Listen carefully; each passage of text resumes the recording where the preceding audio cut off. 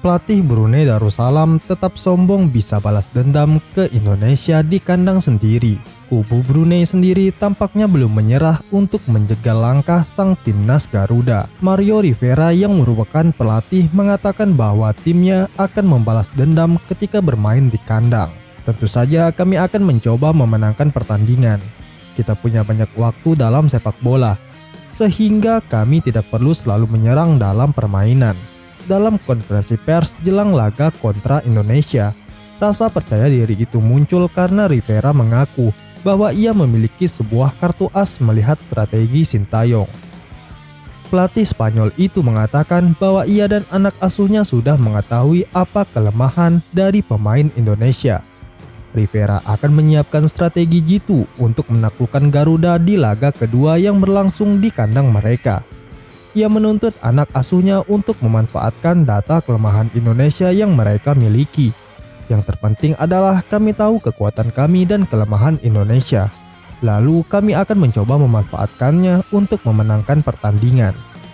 Mendengar ucapan dari sang pelatih Brunei itu, Sintayong siap mempermalukan pelatih timnas Brunei yang terkenal sombong untuk ketiga kalinya.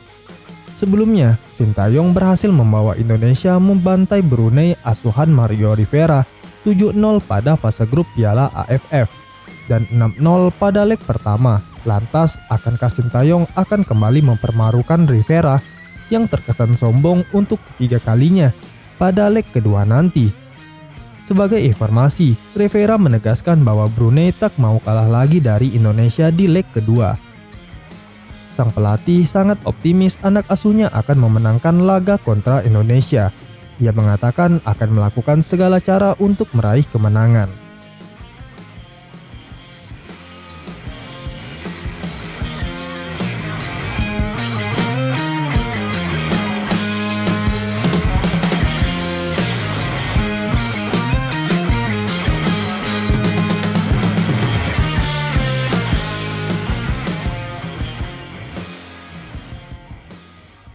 Direktur Teknik Garuda Select, Dennis Wis, memberikan komentarnya untuk Indonesia dan debut Hoki Caraka.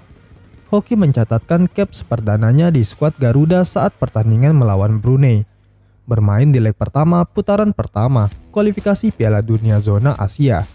Dia tampil sebagai starter dan diberikan waktu bermain 58 menit. Dia menjadi salah satu pemain yang benar-benar mendapatkan didikan langsung Sintayong saat masih berada di timnas U19. Sebelum langkahnya mencapai skuad Garuda, Hoki sempat menjalani program Garuda Select tempatnya pada tahun 2020 hingga 2022. Mendengar kabar debut Hoki Caraka, Dennis awalnya cukup kaget. Dia sebenarnya memantau kabar mantan anak asuhnya lewat media sosial. Menurutnya, saat Hoki yang bermain di timnas senior jadi momen spesial. Aku selalu memperhatikan apa yang terjadi di level internasional, karena banyak pemain Garuda Select yang terpilih untuk Indonesia di berbagai kelompok umur. Namun melihat kabar di media sosial kalau Hoki menjalani debut di timnas senior, rasanya spesial. Ia telah melangkah ke langkah besar dalam waktu yang sangat singkat berkat kerja kerasnya. Ia selalu mendengarkan apa yang kami berikan dan menunjukkan hasilnya di lapangan, ungkap Dennis Wis. Mantan pelatih Chelsea ini cukup mengingat memori tentang pemain muda asal PSS Sleman itu.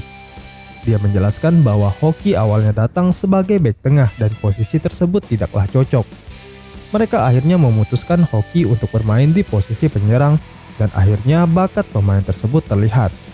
Aku ingat anak laki-laki itu yang sangat pendiam dan murah senyum hadir di seleksi kami sebagai bek tengah. Setelah aku melihat gaya bermainnya, aku menyadari itu bukanlah posisinya. Aku ubah posisi sebagai penyerang tengah. Hanya butuh 20 menit ia mencetak 3 gol. Kemampuan alaminya terlihat. Saya yakin anak ini punya kemampuan dan suatu hari nanti akan bermain untuk timnas. Saya selalu mengatakan kepadanya, jika dia cukup bagus, usia tidak akan menjadi masalah. Dennis juga mengapresiasi sikap pelatih Sintayong yang memberikan kesempatan padanya. Menurutnya, pemain 19 tahun itu memiliki fisik dan mental yang mumpuni. Hal tersebut membuat dia akhirnya bisa bersaing dengan pemain yang lebih senior dan berpengalaman. Pelatih timnas juga bisa melihat bahwa ia cukup kuat secara fisik dan juga mental untuk bisa terpilih, ujarnya. Selanjutnya, Erick Thohir kembali siap mendatangkan pemain baru, yaitu Kevin Dix. yang mengirimkan kode segera perkuat timnas Indonesia. PSSI sedang mencari pemain keturunan yang dimaksudkan dapat memperkuat Indonesia, sekaligus membuka jalan skuad Garuda lolos ke Piala Dunia 2026. Setelah memproses berkas naturalisasi Yai Ides dan Nathan Chow Aon, disinyalir ada beberapa nama pemain keturunan lain yang didekati PSSI. Ramai di medsos, Kevin Dix dari FC Copenhagen dan Emil Audero dari Inter Milan menjadi target PSSI selanjutnya. Kevin Dix segera perkuat timnas Indonesia. Tanda itu muncul karena Emil Audero sudah saling follow Instagram dengan Erick Thohir. Bagaimana dengan Kevin Dix? Pemain milik FC Copenhagen ini memang tidak mengikuti Instagram Erick Thohir. Namun pesepak bola yang dikenal lincah ini diketahui menyukai unggahan Erick Thohir mengenai Nathan Chow Aon. Nathan disebut Erick Thohir sudah bersedia menjalani proses naturalisasi menjadi warga negara Indonesia. Kevin Dix dan Emil Audero menjadi pemain naturalisasi timnas Indonesia selanjutnya. Selamat datang di Indonesia Nathan, pemain yang saat ini membela klub Liga Inggris. Swansea City punya komitmen dan niat besar untuk ikut menjadi bagian dari Indonesia, ungkap Erick Thohir. Di luar dugaan, unggahan tersebut disukai Kevin Dix. Apakah ini pertanda sudah ada omongan soal naturalisasi antara Kevin Dix dan PSSI? Menarik untuk dinantikan. Kevin Dix menyukai unggahan Erick Thohir soal Nathan.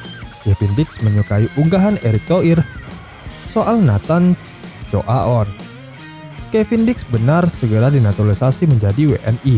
Tentunya berkah tersendiri bagi timnas. Kevin Dix dikenal sebagai pemain versatile yang dapat bermain di banyak posisi mulai dari bek tengah, fullback kanan, kiri, wingback kanan hingga winger kanan. Hadiran Kevin Dix akan sangat membantu timnas Indonesia saat mengarungi kualifikasi Piala Dunia nantinya. Jika lolos, Indonesia akan tampil di babak kedua kualifikasi Piala Dunia zona Asia pada November 2023 hingga Juni 2024.